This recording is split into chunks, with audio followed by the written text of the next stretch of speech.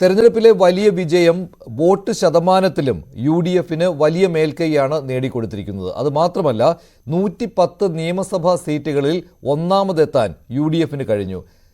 LDF ആകട്ടെ 19 സീറ്റുകളിൽ മാത്രമാണ്. 11 നിയമസഭാ മണ്ഡലങ്ങളിൽ BJPക്കാണ് ലീഡ് കിട്ടിയിട്ടുള്ളത്. ഇതിൽ 3 മന്ത്രിമാർ MLAമാരായിട്ടുള്ള മണ്ഡലങ്ങളിലാണ് എന്ന പ്രത്യേകതയും ഉണ്ട്. 35% വോട്ട് വിഹിതമാണ് കോൺഗ്രസ് സ്ഥാനാർത്ഥികൾക്ക് മാത്രം കിട്ടിയത്.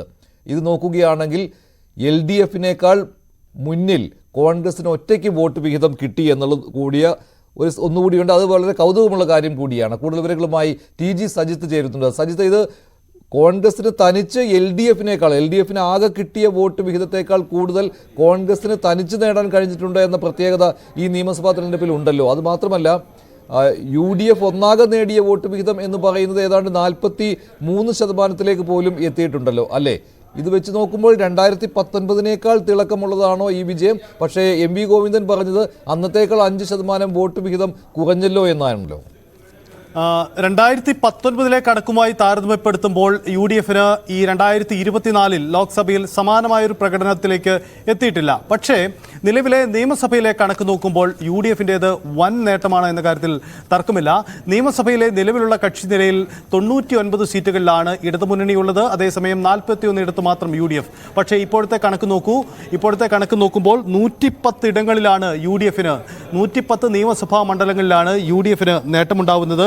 ഇടതുമുന്നണി 19 ഇടത്ത് മാത്രം ലീഡ് നേടി എന്നതാണ് സാഹചര്യം.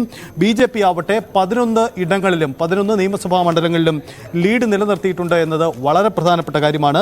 വോട്ട് ശതമാനത്തിൻ്റെ കണക്ക് നോക്കുമ്പോഴും സമാനമായ സാഹചര്യമാണ്. 46% വോട്ടുകളാണ് ഇത്തവണ 2024 ലോക്സഭാ തെരഞ്ഞെടുപ്പിൽ UDF നേടിയെടുക്കുന്നത്.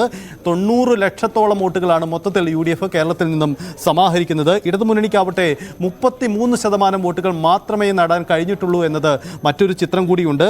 67 ലക്ഷം വോട്ടുകളാണ് കേരളത്തിൽ നിന്ന് മൊത്തം ഇടതുമുന്നണി സമാഹരിച്ചത്. NDA 19% അവരുടെ വോട്ട് ശതമാനം ഉയർത്തിയെന്ന ഏറ്റവും പ്രധാനപ്പെട്ട സാഹചര്യം കൂടി ഈ കണക്കുമായി ബന്ധപ്പെട്ട് കൂട്ടി വായിക്കാം.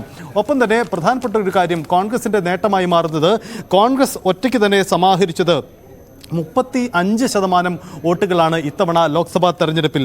ഇടതുമുന്നണി ആകെ സമാഹരിച്ചതാവട്ടെ 33% മാത്രം. അതായത് ഇടതുമുന്നണി ആകെ സമാഹരിച്ച വോട്ട് ശതമാനത്തേക്കാൾ 2% വോട്ടുകൾ കോൺഗ്രസ് തന്നെ സമാഹരിച്ചു എന്ന വളരെ പ്രധാനപ്പെട്ട മറ്റൊരു കണക്ക് കൂടി ഉണ്ടായിട്ടുണ്ട്. CPMനേക്കാൾ 10% വോട്ട് കൂടുതൽ കോൺഗ്രസ് ഇത്തവണ നേടിയിട്ടുണ്ട് എന്ന ഒരു കണക്ക് കൂടി വേഗത്തിലുണ്ട്.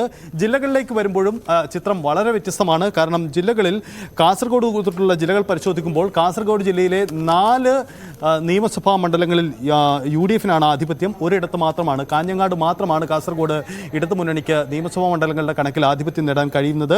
കണ്ണൂരിലേക്ക് വരുമ്പോൾ കണ്ണൂരിൽ 5 ഇടത്ത് ഇടതുമുന്നണി ഉണ്ടാവുമ്പോൾ UDF 6 ഇടത്ത് നിയമസഭാ മണ്ഡലങ്ങളുടെ കണക്കിൽ ലീഡ് ചെയ്യുന്നു. കോഴിക്കോടേക്ക് വരുമ്പോൾ കോഴിക്കോടെ 13 നിയമസഭാ മണ്ഡലങ്ങളിലും UDFനാണ് ലീഡെന്ന വളരെ പ്രധാനപ്പെട്ട കാര്യമുണ്ട്. കാരണം ഇടതുമുന്നണിയുടെ ശക്തി കേന്ദ്രങ്ങളിലെല്ലാം പൂർണ്ണമായും UDFന്റെ ആധിപത്യം ഈ ലോക്സഭാ തെരഞ്ഞെടുപ്പിലുണ്ടായി.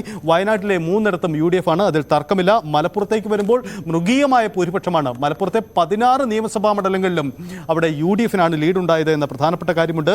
പാലക്കാടേക്ക് വരുമ്പോൾ പാലക്കാട് 8 ഇടത്തും പാലക്കാട് 12 നിയമസഭാ മണ്ഡലങ്ങളിൽ 8 ഇടത്തും UDF ആണ്. 4 ഇടത്ത് മാത്രമാണ് ഇടതുമുന്നണിക്ക് ഈ ലീഡ് നേടാൻ കഴിഞ്ഞിട്ടുള്ളത്. തൃശ്ശൂരിലേക്ക് വരുമ്പോൾ തൃശ്ശൂരിലെ കണക്ക് വ്യത്യസ്തമാണ്. അതായത് UDFന് 3 ഇടത്താണ് ലീഡ് നേടാൻ കഴിയുന്നത് തൃശ്ശൂരെ കണക്ക് നോക്കുമ്പോൾ. അതേസമയം നിയമസഭാ മണ്ഡലങ്ങളിൽ തൃശ്ശൂരിൽ 4 ഇടത്ത് ഇടതുമുന്നണി ലീഡ് നേടിയിട്ടുണ്ട്. പക്ഷേ BJP ആണ് തൃശ്ശൂരിലെ നിയമസഭാ മണ്ഡലങ്ങളുടെ കണക്കിൽ 6 ഇടത്ത് ലീഡ് ചെയ്യുന്നത് എന്ന മറ്റൊരു കണക്ക് കൂടി പുറത്തു വരുന്നുണ്ട്. എറണാകുളത്തെ 14 നിയമസഭാ മണ്ഡലങ്ങളിലും ലീഡ് നേടിയിരിക്കുന്നത് UDF ആണ്. ഇടുക്കിയിലും 5 ഇടത്തും UDFന് ലീഡ് നേടാൻ കഴിയുന്നു. കോട്ടയത്തേക്ക് വരുമ്പോൾ കോട്ടയത്ത് വൈക്കത്ത് മാത്രമാണ് ഇടതുമുന്നണിക്ക് ലീഡ് നിലനിർത്താൻ കഴിഞ്ഞത്. ബാക്കി 8 ഇടത്തും അവിടെ UDF സ്ഥാനാർത്ഥിയാണ് ലോക്സഭാ തെരഞ്ഞെടുപ്പിൽ ലീഡ് ചെയ്തത് എന്നതാണ്.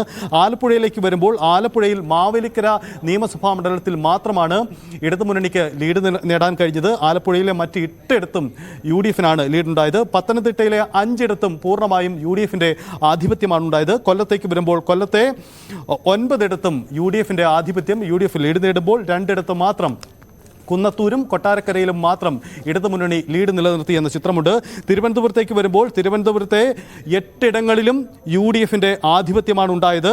അതേസമയം 5 നിയമസഭാ മണ്ഡലങ്ങളിൽ BJP ആണ്, ഒരിടത്ത് മാത്രമാണ്, വർക്കലയിൽ മാത്രമാണ് ഇടതുമുന്നണിക്ക് ലീഡ് നേടാൻ കഴിഞ്ഞത് എന്നതാണ് സാഹചര്യം. നിയമസഭാ കണക്ക് പരിശോധിക്കുമ്പോൾ UDFിന്റെ ഒരു സമ്പൂർണ്ണ ആധിപത്യം സംസ്ഥാനത്ത് നിയമസഭാ കണക്കിൽ ഈ ലോക്സഭയുടെ വോട്ടിംഗ് നിലയുമായി പരിശോധിക്കുമ്പോൾ കൗതുകകരമായ ഒരു കാര്യം തന്നെയാണ്. LDF തകർന്നടിയുകയായിരുന്നു. 19 നിയമസഭാ മണ്ഡലങ്ങളിൽ മാത്രമാണ് ലീഡ് നേടുവാനായിട്ട് LDFിന് കഴിഞ്ഞത്. BJP